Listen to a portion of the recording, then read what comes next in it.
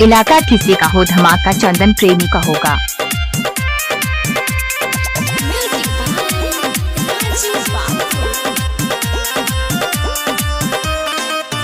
हेरे की अच्छा जानू हमारा बखिसियाल रे, गलत फरम छो तोरा बुझल रे, बुझली ही ना।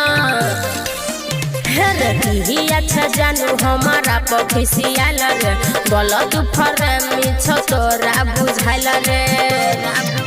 हेरे साच कहै छियौ नहीं छरला तो कोनो नहीं छरला। आगे करबो ने बात छोड़ी करे छे तू घात, कल देखलियो तोरा दोसर के साथ। करबो ने बात छोड़ी करे छे तू घात, कल देखलियो तोरा दोसर के साथ। इलाका किसी का हो, धमाका चंदन कटैया डीजे का होगा।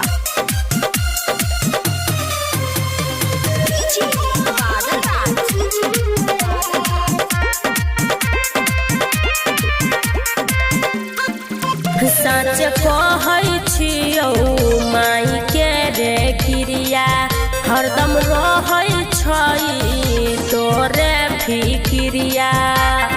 बात बुझल रे, झूठ के नहीं खोगे छोड़ी तू गिरिया, तोरा कहियो न रहो हमारा फिक्रिया।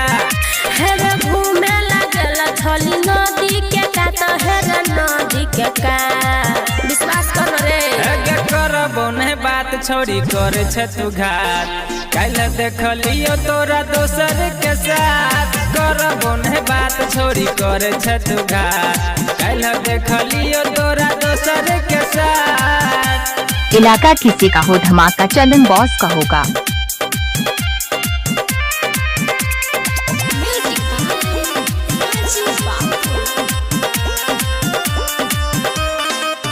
विश्वास तू कर ज्ञान संतोष हाली, राजीव के लगबै रिश्ता में साली।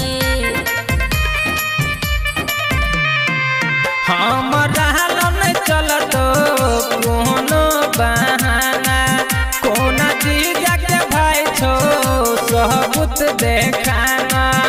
हेरे बाबू तोहर सुन के घूमे लागल मात, हेरे घूमे लागल मात।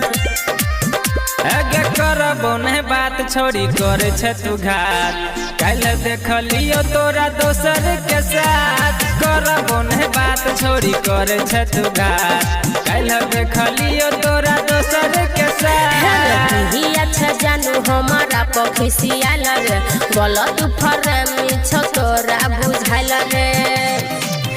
हेरे साच कहै छियौ नहीं छरला तो कोनो नहीं छरला।